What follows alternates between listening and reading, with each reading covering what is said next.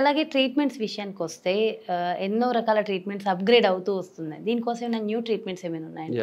ముందు మనం డిస్కస్ చేసినట్టు ఫస్ట్ ఒక 5 years వరకు ఈ మెడిసిన్స్ తోటే మనం పేషెంట్స్ని కంట్రోల్ చేయొచ్చు. లక్షణాలు కంప్లీట్గా వాళ్ళ యాక్టివిటీస్ని కంప్లీట్గా మేనేజ్ చేయొచ్చు.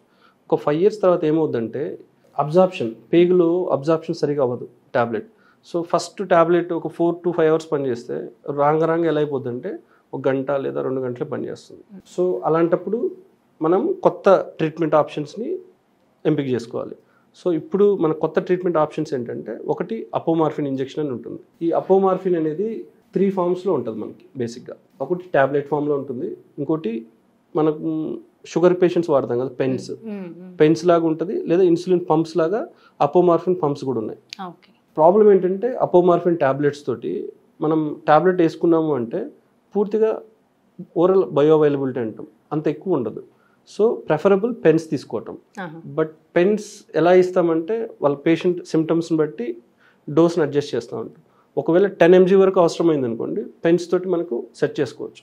ఒకవేళ 10 mg కంటే ఎక్కువ అవసరం ఉంది, మోర్ దెన్ 30 mg ఉంది అంటే కంటిన్యూస్ పంప్స్ పెడతాం డే టైం. పెట్టుకొని నైట్కి మళ్ళీ ట్యాబ్లెట్స్ అవి కంటిన్యూ చేస్తూ ఉంటాం. సెకండ్ న్యూ థెరపీ వచ్చి డీప్ బ్రెయిన్ స్టిమ్యులేషన్. ఇది ఎలా అంటే మనం కార్డియాక్ పేషెంట్ చూస్తూ ఉంటాం, పేస్ మేకర్స్ పెడతారు. అలాగే దీనిలో కూడా ఏంటంటే మనం ఒకటి స్టిమ్యులేటర్ పెడతాం ఇక్కడ చెస్ట్లో, ప్లస్ 2 ఎలక్ట్రోడ్స్ బ్రెయిన్లో పెట్టేసి బ్రెయిన్లో మనం ఆ వేవ్స్ని కంట్రోల్ చేస్తూ ఉంటాం. అది డీప్ బ్రెయిన్ స్టిమ్యులేషన్ అనేది కొత్త థెరపీ. కొత్తగా ఇంకొకటి ఏంటంటే ఫోకస్డ్